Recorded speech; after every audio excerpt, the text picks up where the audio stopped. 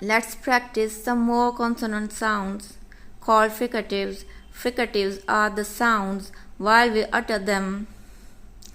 The air from the lungs escapes through a narrow passage, creating an audible friction. That's why these are called fricatives. These are 9 in numbers: f as in fan, v as in van, f as in thumb.